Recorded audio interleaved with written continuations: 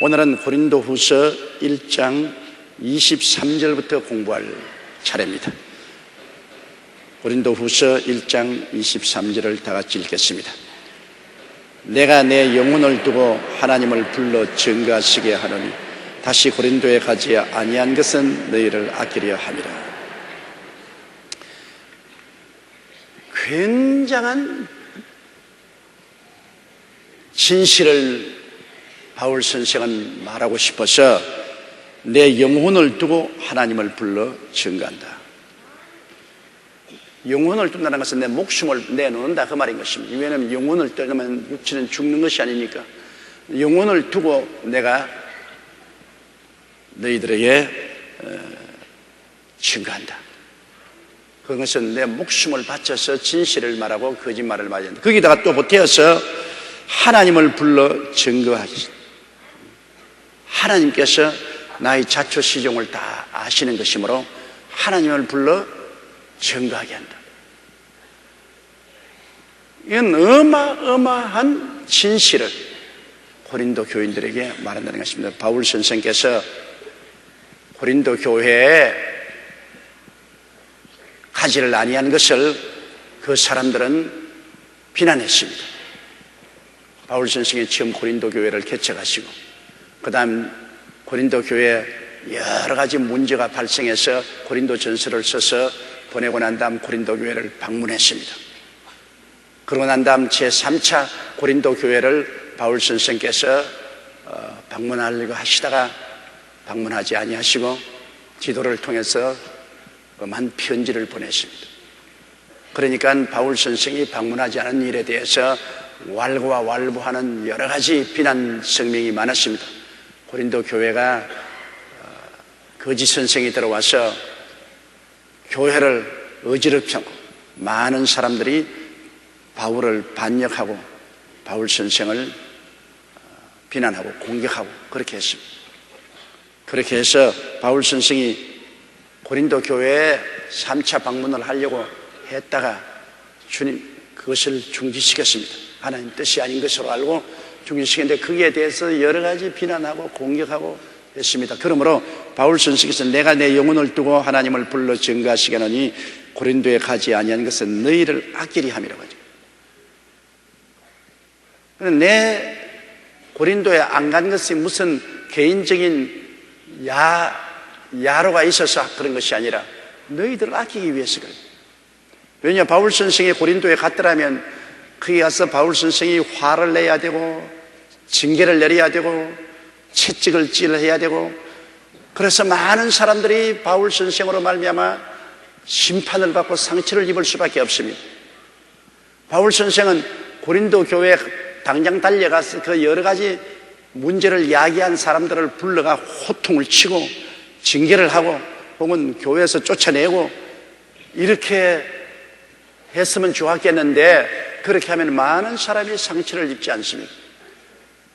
바울 선생께서는 직접 가는 대신에 지도를 통해서 편지를 엄하게 보내므로 스스로 그들이 정하게 하고 스스로 회개하고 스스로 돌이켜서 바울 선생하고 직접 대결이 되지 않기를 바울은 원한 것입니다. 왜냐하면 고린도 교회는 바울 선생이 개척한 교회인 거므로 바울 선생이 그게 개척자요 그들에게는 영적인 아버지인 것입니다.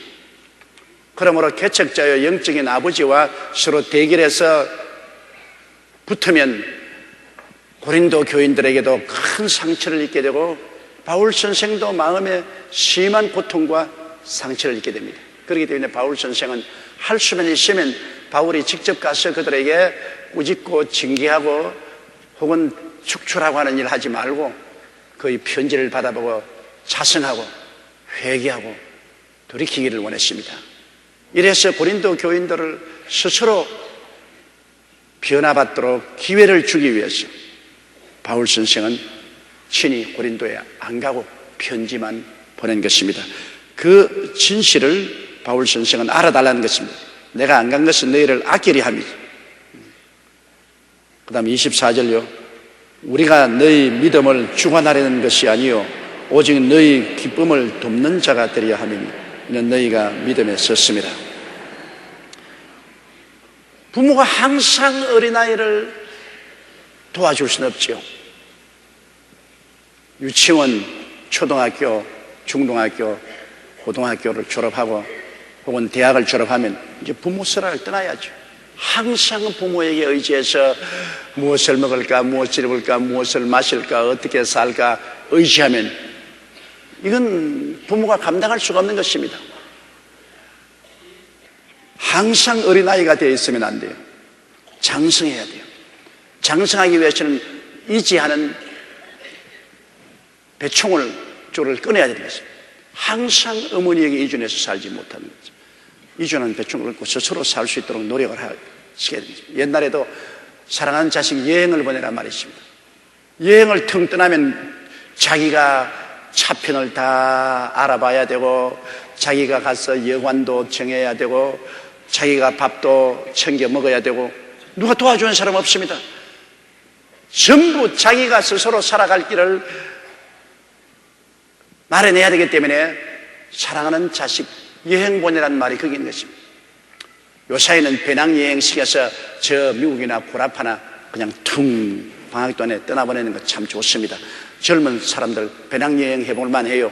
그래서 온 세계 각지에 다니면서 자기의 먹을 것과 있을 곳을 스스로 해결해가면서 배낭여행을 하면 집에 있을 때가 얼마나 행복했느냐, 부모 설아에 있을 때가 얼마나 좋았느냐는 것을 느끼게 되죠. 자립심을 길러줘야 되겠죠. 자립하지만 하면 안 됩니다.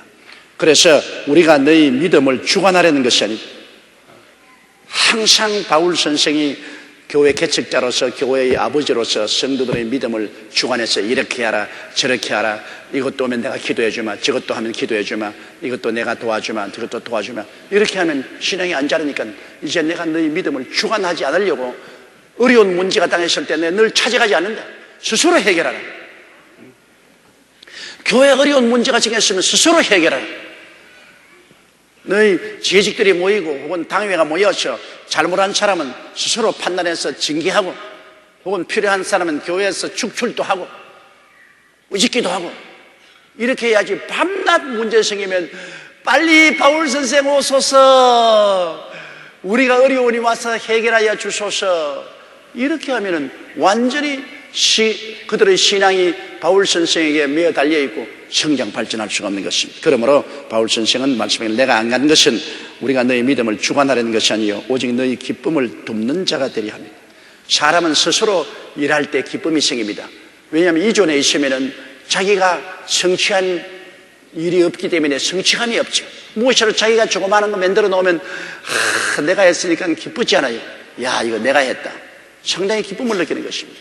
남이 다 해주면 기쁨이 없죠. 그럼 바울 선생이 너희가 스스로 신앙생활을 하고 결정을 함으로 성취감이 오고 기쁨이 오는데 우리가 뒤에서 도와주기를 원하는 것이지. 우리가 다 성취해버리고 너희들에게는 아무런 성취감도 없고 기쁨도 없으면 무슨 소용이겠냐. 우리가 처음 나가서 예수 믿고 구원받으라고 전도해가지고서 한 사람이 회개하고 죽게 나오면 상당히 성취감이 생깁니다. 야, 성령님이 나도 사용하시는구나. 야, 내 말을 듣고 전도해서 참 구원 기쁘다. 성취감이 있는데 셀리드가 밑 데리고서 당신은 가만히 있어, 내가 다 전도할 테니까 구경만 해. 밤낮 셀리드가 전도하고 기도하고 하니까 따라만 댕기면 셀리드는 성취감이 있습니다. 회개시키고 주께로 인도하니 기쁘다, 성취감이 있지만은 그러나 따라다니는 사람은 구경만 하니까 아무 성취감이 없어, 기쁨이 없단 말입니다. 나 셀리드가 이제는 내가 안 하고 당신이 전도하시오. 아니 난 못해요. 못할 것 없어. 내가 뒤에 기도해 줄 시간에 해보세요. 나가서 전도해서 회개하고 예수를 믿게 되면 성취감이 생깁니다. 야, 이거 나도 되는구나.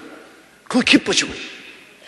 그러면 셀리든 그 기쁨을 도와주는 사람이 돼야지 주장하는 사람이 되지 말아야 되는 거죠. 이 성취감이라는 것이 여러분 인생에서 가장 큰 기쁨과 즐거움입니다. 내가 무엇을 이루었다고 생각할 때 굉장한 기쁨과 즐거움이 오는 것입니다. 그렇기 때문에 할 수 있으면 다른 사람에게 일을 시켜서 그 성취감을 가질 수 있도록 도와주는 것이 좋습니다. 그러면 그 기쁨을 체험하게 되죠. 자녀들도 부모가 될 수 있으면 일을 시켜서 스스로 일을 완성해서 성취감을 갖게, 그러면 굉장히 기뻐하고 자랑스럽게 됩니다. 야, 내가 이런 일을 다 할 수 있었는가? 그 성취감이 생기죠. 전부 다 얘라, 너는 못한다. 너는 가만히 있어. 그리고 내가 다 해주마. 그러면 자식들은 아무 성취감을 느끼지 못하고 기쁨을 느끼지 못하는 것입니다. 그러므로 여기 바울 선생은 너희 기쁨을 돕는 자가 되리 함이니 너희가 믿음에 섰습니다. 이미 여러분 예수 그리스도를 구주로 믿고 말씀에 서서 그릇만 믿음을 하기 시작하면 믿음에 선 사람입니다. 주일날 오고 11조 드리고 말씀 읽고 기도하고 그러면 벌써 그릇만 신앙이라도 이미 신앙에 선 사람입니다. 그럼 될 수 있으면 그 사람들이 스스로 하도록 자꾸 도와줘요. 자, 고린도 후서 2장 1절 우리 다 같이 읽겠습니다. 내가 다시 근심으로 너희에게 나아가지 않기로 스스로 결단하였노니. 왜냐하면 바울 선생이 지금 고린도에 가면은 근심을 가지고 나아가야 됩니다. 왜? 회개하지 않은 사람이 많기 때문에. 우상 숭배한 사람도 있고 음란한 사람도 있고 교회 돈 떼먹은 사람도 있고 그냥 사기친 사람도 있고 그런 사람들 다 바울 선생이 가서 정리정돈하려니까 마음에 상당히 염려와 근심이 많지 않아요? 바울 선생은 이미 고린도 교회 고린도 전서를 기록하고 난 다음 교회 갔을 때 교회 상당한 문제들을 해결하고 정리정돈했는데요. 그 다음에 또 와서 거짓 종들이 들어와서 교회를 흐트러 놓았는데요. 요번에 또 바울 선생은 또 채찍을 들고 가면 밤낮 채찍만 들고 오는 사람이 된단 말입니다. 그러므로 내가 다시 근심으로 너희에게 나아가지 않기로 스스로 결단했다. 좀 웃는 얼굴로 기쁜 마음으로 찾아가야지. 염려 근심을 잔뜩 가지고서 노기를 띠고 채찍을 들고 그는 가지 않기로 결단을 내렸다. 그 말인 것입니다. 사실 그래요. 목사가 교회를 목회할 때 밤낮 강단에 서서 호령을 치고 꾸짖고 고함을 치고 그렇게 하면 목사도 편치 않고 교인도 편치 않습니다.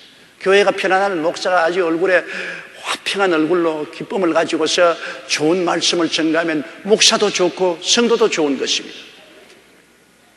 바울 선생께서는 고린도 교회에 될 수 있으면 가서 바울 선생이 염려 근심하고 그곳에 심판하고 판단하는 일을 하지 않기로 결정했다고 말했습니다. 2절요. 내가 너희를 근심하게 하면 나의 근심하게 한 자밖에 나를 기쁘게 하는 자가 누구냐? 바울 선생의 기쁨은 고린도 교인들에게 있는데 고린도 교인들을 꾸짖고 근심하게 만들면 고린도 교인들이 바울 선생의 기쁨을 줄 리가 없지 않아요.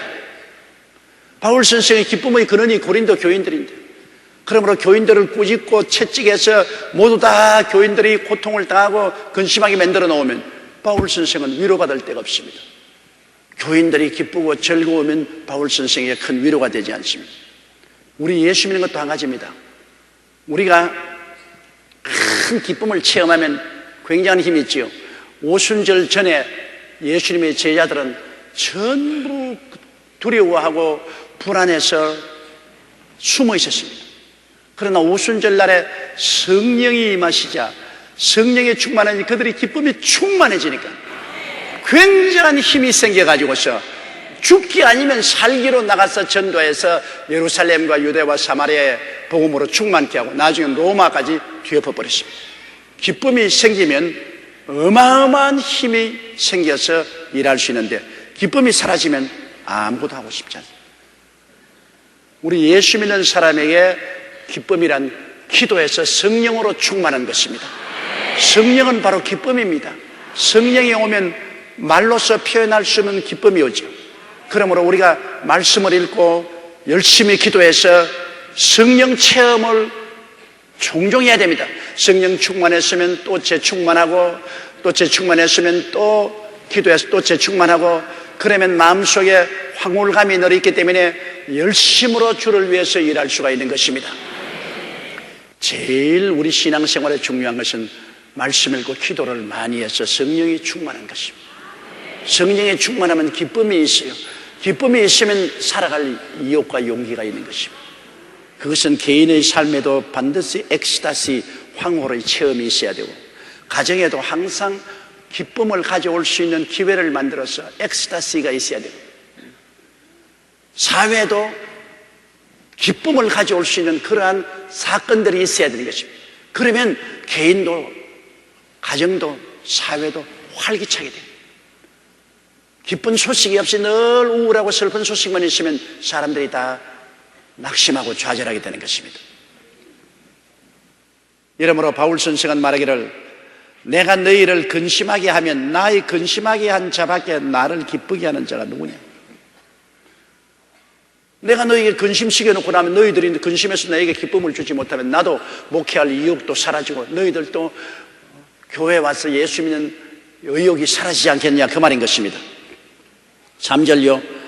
내가 이같이 쓴 것은 내가 갈 때 마땅히 나를 기쁘게 할 자로부터 도리어 근심을 얻을까 염려하며 또 너희 무리를 대하여 나의 기쁨이 너희 무리의 기쁨인 줄 확신함이라.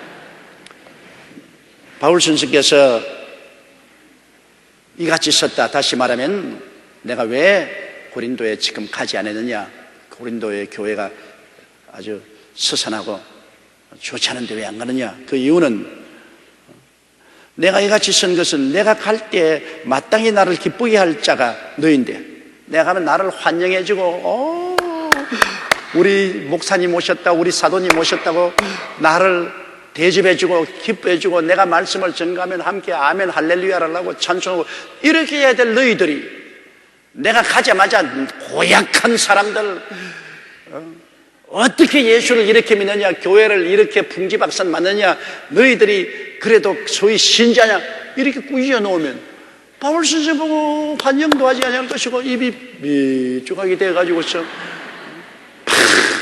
와서 우리 꾸짖기만 하고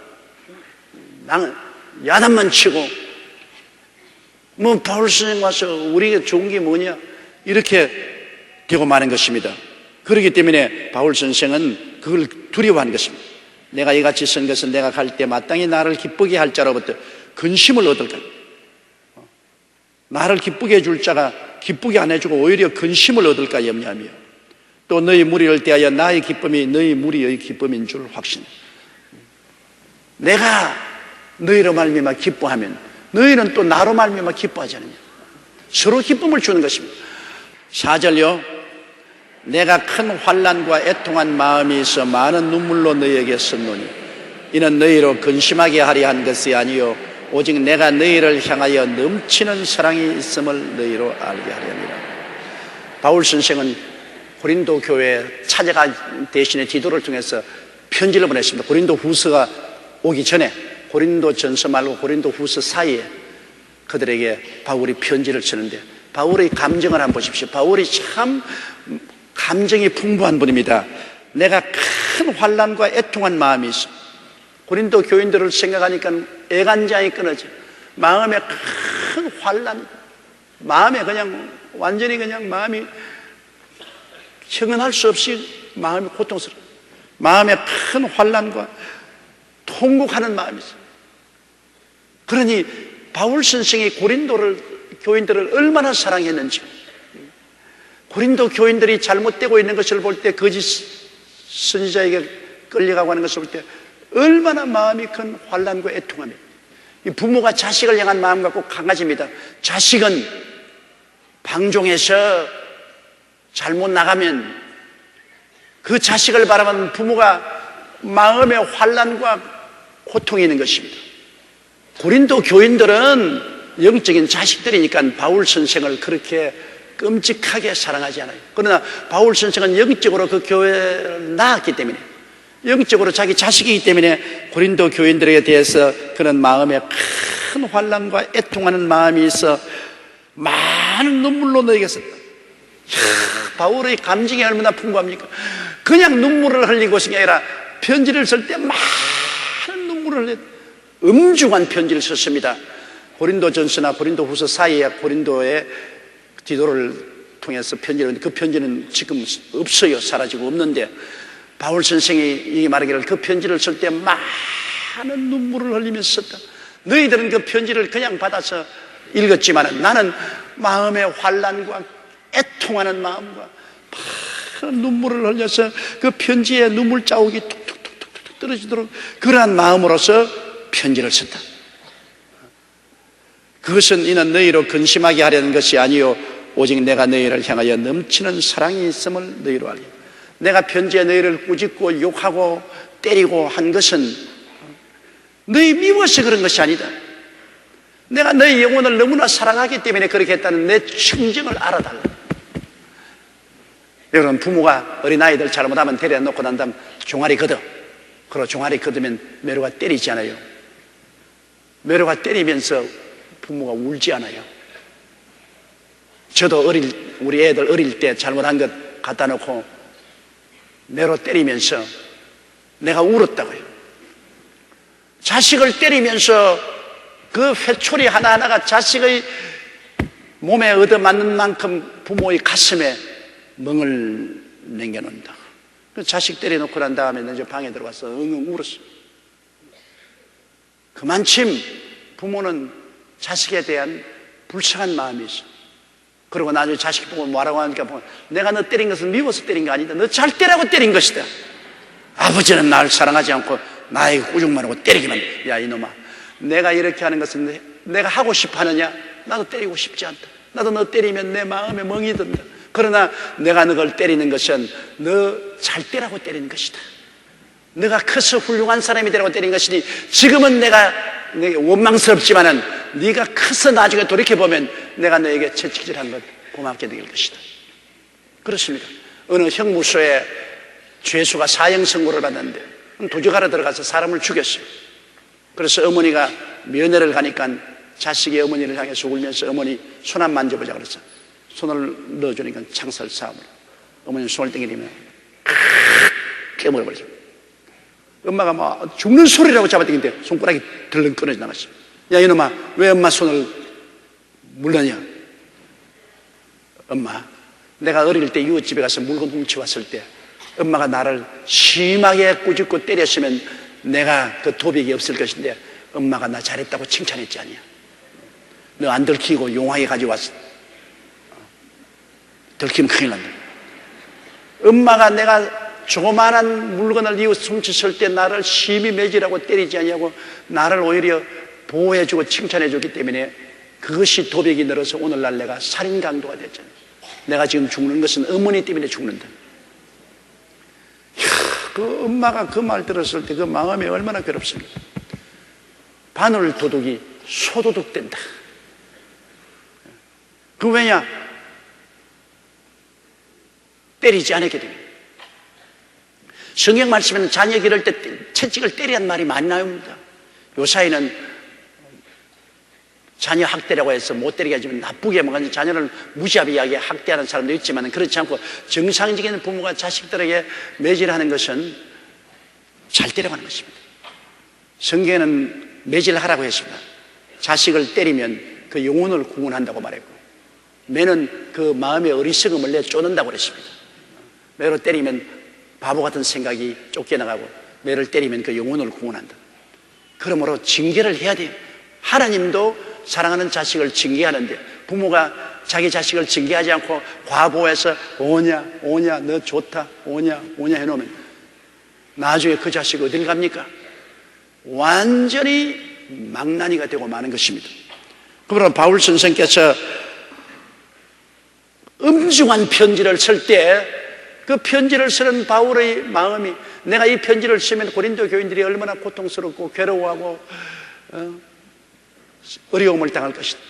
그러므로 그 편지를 쓰면서 바울 선생은 스스로 더 괴로운 마음에 말로 다 할 수 없는 그 환난과 애통하는 마음 가지고 많은 눈물을 흘리면서 엄한 편지를 썼는데 그렇게 편지 쓴 것이 너희들 미워서 한 것이 아니라 내가 얼마나 너희를 사랑한다는 것을 알려주기 위해서 그렇게 했다.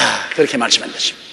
그러므로 여러분 사랑은 그냥 좋게만 해주는 것이 아닙니다. 사랑은 채찍질도 하는 것입니다.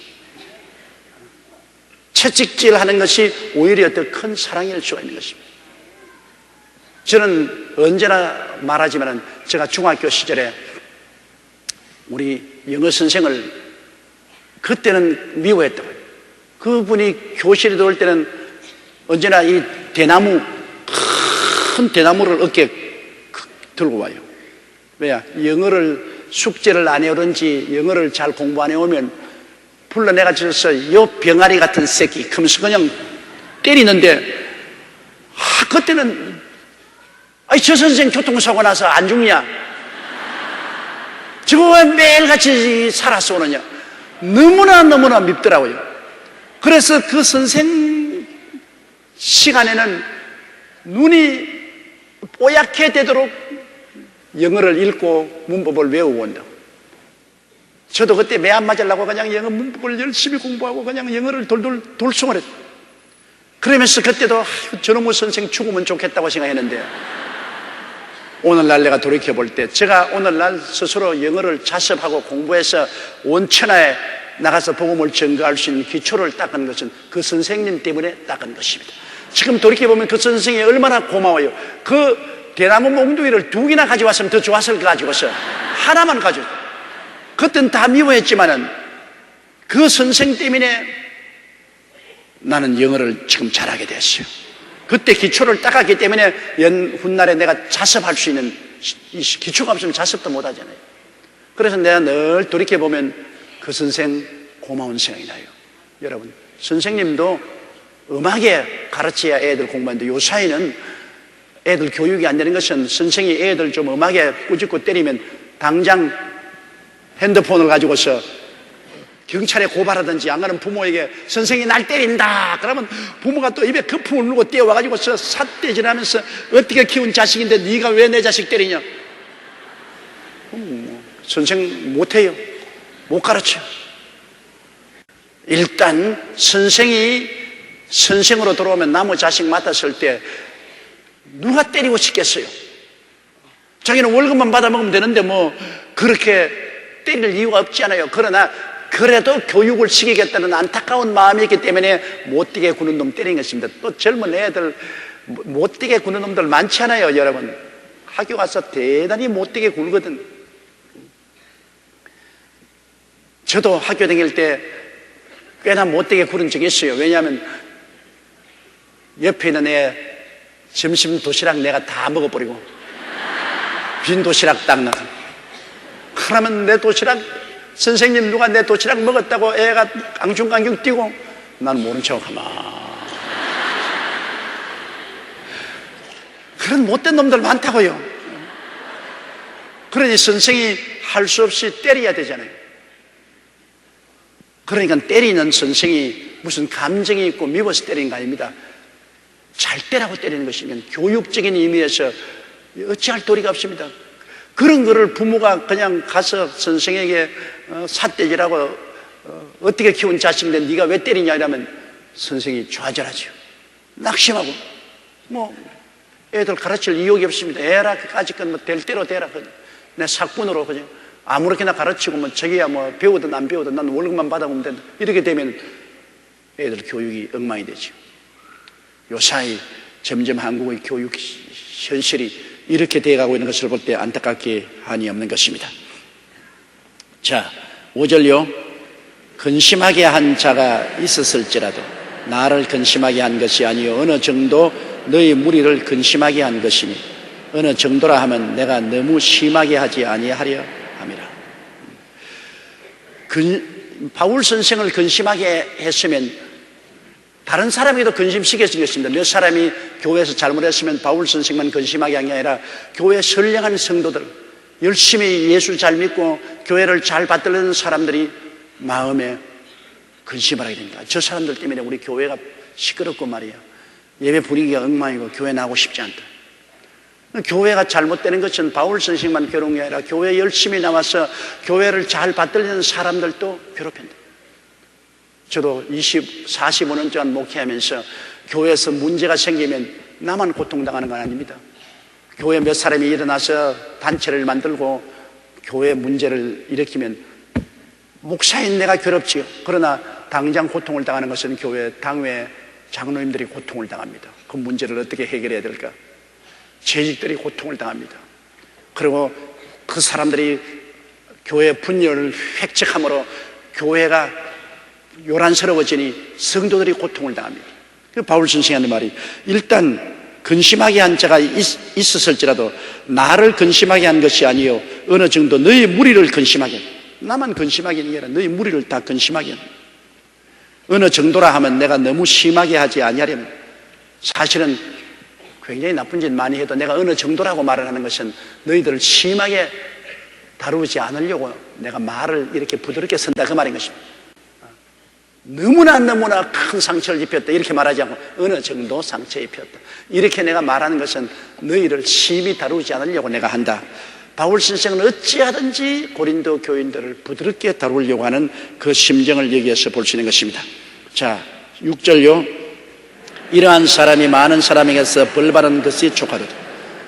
거의 고린도 교회에서는 아마 틀림없이 교회 당회가 이 사람들을 징벌했을 것입니다.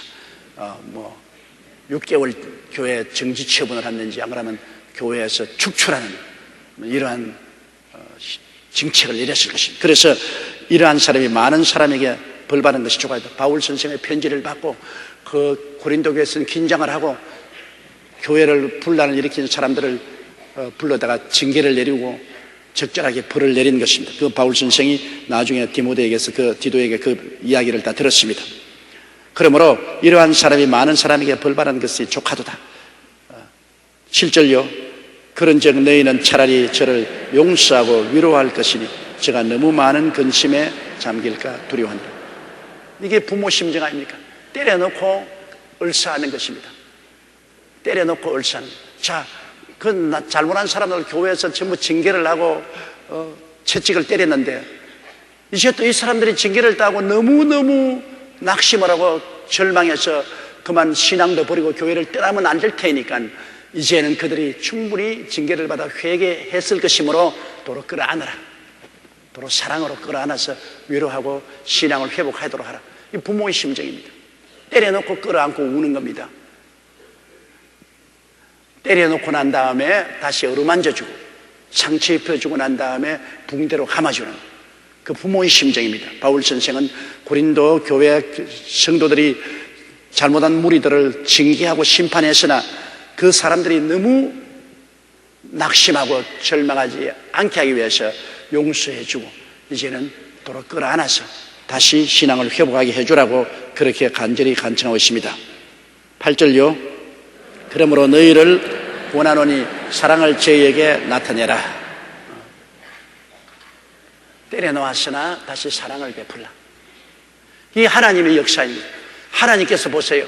우리가 잘못하면은 하나님이 징계를 해서 우리를 심히 다루죠. 우리만 하나님께 채찍맞고 큰 고통을 당합니다. 그러나 우리가 회개하고 돌아서면 하나님은 모든 과거를 다 잊어버리고 또 큰 사랑으로 끌어안아 주시는 것입니다. 이것이 반복되는 것이 우리 신앙생활 아닙니까? 우리가 한결같이 쫙 신앙으로 자란 사람 누가 있어요? 또 넘어지고 또 수렁에 들어가고 개가 토했던 것을 도로 먹고 돼지가 목욕을 해놓으면 또 도로 수렁에 들어가고 그러면 또 하나님이 채찍으로 때리고 징계하시고 그러면 또 으엉 울고 전부 여지없어 손들고 옵니다.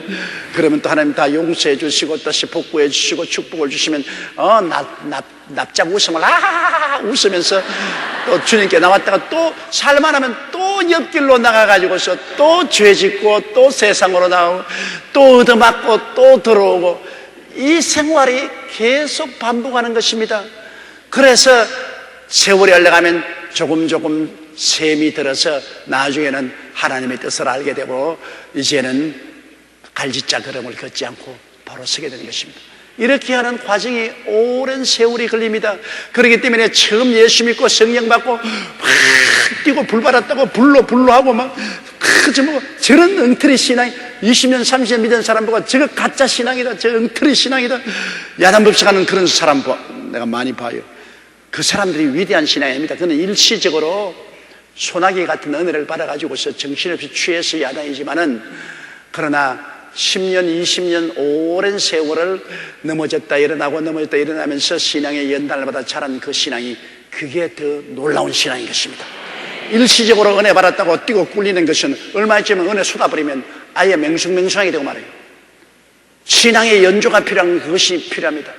적어도 10년 20년 꾸준히 믿었다는 것은 춘풍추월을 통해서 많은 시험과 환난을 겪고 많은 죄도 짓고 회개도 하고 그래서 그만큼 셈이 들고 자란 사람입니다. 장성한 사람이 되는 것입니다. 신앙에 장성한 데는 시간이 필요합니다. 하루 만에 장성하지 않는 것입니다. 그렇기 때문에 오래 예수 잘 믿은 것 정말 칭찬하고 찬양할 만한 것입니다. 이러므로 여기에 고린도 교인들 중에서 시험에 들고 죄 짓고 한 사람들 심히 꾸짖고 징계해서나 도로 받아들이고 사랑을 또 베풀어서 다시 신앙을 복구하게 하라. 이 하나님의 사랑이었습니다. 하루에 7번씩 70번씩 죄를 짓고도 회개해서 돌아오거든 용서해 주라 그랬습니다. 회개 안 하면 용서 안 돼요. 회개하고 돌아오면 용서해 주라. 7번씩 70번이면 490번입니다. 하루에 여러분 점심 도시락 사서 돌아다니면서 죄 지어도 490번 못 지어요. 그러니까 무한대로 용서해 주라. 회개하고 돌아오면 용서해 주라. 진심으로 회개하고 돌아오면 용서해 주라. 자꾸 회개하고 용서받고 또 회개하고 용서받음으로 성령으로 말미암아 점점 올바르게 서게 되는 것입니다. 9절요. 너희가 범사에 순종하는지 그 증거를 알고자 하여 내가 이것을 너희에게 썼노라. 그래서 이 편지를 바울 선생이 쓴 것은 너가 나쁜 일에도 내가 그들을 징계하라 할 때 순종하고 또 용서하라 하는 것도 또 순종하고 내가 범사에 너에게 여러 가지 교훈하는 것을 순종하는지 안 하는지를 보기 위해서 내가 이 고린도 후서를 그다음 적어서 보냈다는 것입니다. 고린도 후서를 써서 보낸 것은 내가 한 말을 들어서 순종해 주는지 아닌지 그 증거를 알고자 하여 이걸 썼다는 것입니다. 10절에요. 너희가 무슨 일이든지 네게 용서하면 나도 그리하고 내가 만일 용서한 일이 있으면 용서한 그것은 너희를 위하여 그리스도 앞에서 한 것이다. 그러므기 때문에 너희가 무슨 일이든지 용서해 주면 내가 따라서 나도 용서해 주겠다. 너희가 용서해 준 사람을 내가 용서 안 해주는 일이 없겠다. 너희가 용서해 주면 나도 같이 용서하겠다. 너희가 무슨 일이든지 네게 용서하면 나도 그리하고 내가 만일 용서한 일이 있으면 용서한 그것은 너희를 위하여 그리스도 앞에 선 것이다. 내가 용서한 일이 있으면 너희들이 잘 되기 위해서 용서해 줘. 예수님 안에서 너희 잘 되기 위해서 용서하는 것이지 너희 못 되기 위해서 용서하는 것이 아니다. 그러므로 너희들이 용서하면 나도 용서하고 내가 또 용서해 주는 것은 너희들이 돌이켜서 잘 되게 하려고 하는 것이지 못 되게 하려고 하는 것은 아니다. 그저 과거는 잊어버리고 내가 또 용서해서 그리스도 안에서 용서해서 너희를 바로 세우려고 하는 것이다. 용서는 이 세상에 살아가는 동안에 너무나 필요합니다. 용서 없이 인생은 살지 못합니다. 인생은 다 죄를 짓고 불의하고 추악한 사람이기 때문에 불완전하게 짝이 없죠. 그러므로 우리는 끊임없이 용서하고 용서받아야 되는 것입니다. 여러분 부부간에도 그렇잖아요. 남편은 아내를 용서할 줄 알아야 됩니다. 아내가 완전한 사람 아니거든요. 아내의 어느 심사 행동을 이해하고 동정하고 사랑하며 용서를 자꾸 해줘. 또 아내도 남편을 용서해야 됩니다. 남편을 자꾸 율법적으로 보고 따지고 하면 못 살아나요. 용서해줘야 돼요. 용서해서 자꾸 끌어안아줘야 돼요. 어리석은 자식들도 부모가 용서하고 자꾸 끌어안아줘야 되고 이웃도 서로 용서해줘야 돼요. 내가 용서해주면 또 내가 용서받을 수 있어요. 그렇기 때문에 우리 주기도문에 우리가 우리 죄를 용서해준 것 같이 우리의 죄를 우리가 우리에게 죄 지은 자를 용서해준 것 같이 우리의 죄를 용서해달라고 주기도문에 그렇게 말했습니다. 우리는 용서해주고 용서받는 일을 해야지 율법적으로 나가면은 살아남을 사람 없어요. 여러분 하나님의 율법으로 딱 가지고서 우리에게 대들면 율법에서 죄인 안 될 사람 누가 있어요? 다 잡히죠. 그러나 예수 그리스도의 십자가 보혈을 통해서 용서를 해요. 그러므로 남편도 용서해 줘야 돼요. 아내도 용서해 줘요. 부모를 용서하고 자식을 용서하고 그리고 또 이웃도 용서해 줘요. 남을 위해서만 용서하기 아니라 나를 위해서 용서해 줘야 돼요. 용서 안 하면 내 마음속에 앙 하고 품고 있으면 내만 고생하는 것입니다. 사람이 마음속에 미움과 분노를 가지고 있으면 여러분 온몸에 저항력이 없어집니다. 마음에 미움을 가지고 있으면 몸에 병균이나 병에 대한 저항력이 약해지기 때문에 쉽게 병들고 감기 들고 그리고 중대한 병에 걸려서 오래 못 살아요. 사랑은 마음속에 굉장히 몸에 저항력을 일으킵니다. 그래서 몸속에 저항력이 크게 생기므로 뭐 병들도 다 물리치고 건강하게 살아요. 용서하고 사랑하고 사는 사람이 심리적으로나 육체적으로 건강하고 행복하고 장수하고, 용서하지 못하는 사람은 마음에 병들고 육신에 병들고 불행하고 오래 살지 못해요. 그러므로 용서하는 것은 다른 사람 위해서 용서하는 게 아니라 내 잘 살라고 용서해야 되는 것입니다. 남편 보고 보자, 자기만 불행합니다. 늘 남편처럼만 보면 불행하잖아요. 저 자식이 이놈 위선자의 나쁜 놈의 자식. 그러면 자기가 늘 불행하지, 남편은 뭐. 근데 그 남편 미워하는 자기 마음은 괴롭단 말이에요. 자기만 고통스러워요. 나중에 자기 병들어 자기만 죽어요. 그런데 그냥 확 풀어버려요. 용서로. 아이고, 하나님, 이 세상에 올바른 사람 누가 있습니까? 다 죄인이지요. 나도 죄인인데 하나님이 알아서 해주시옵소서. 기도나 해주고, 하나님 변화시키고 올바른 사람 되게 하도록 기도나 해주고 풀어버려요. 그러면 책임은 하나님이 져주시고 나는 편안해요. 내 마음에 풀렸으니까 꽁꽁 묶지 말고 풀어버려야 돼요. 아내에 대해서도 풀어버려야 되고 남편에 대해서 풀어버리고. 사람은 사람이 변화 못 시켜요. 하나님이 변화시켜요. 하나님께 맡겨버려요. 기도와 믿음으로 하나님이 변화시키면 변화되죠.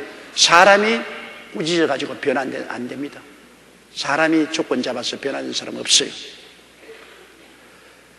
자, 요 절만 하고 끝마십시다. 11절요.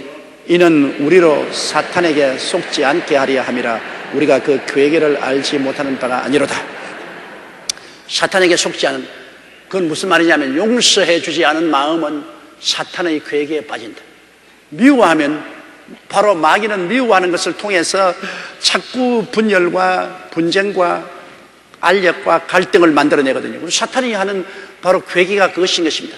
미움을 통해서 파괴를 도적질하고 죽이고 멸망시킵니다. 그렇기 때문에 사탄이 와서 미움을 통해서 파괴한 일을 하기 전에 우리는 용서해버려요. 용서해버리고 사랑으로 역사하면, 사랑 앞에는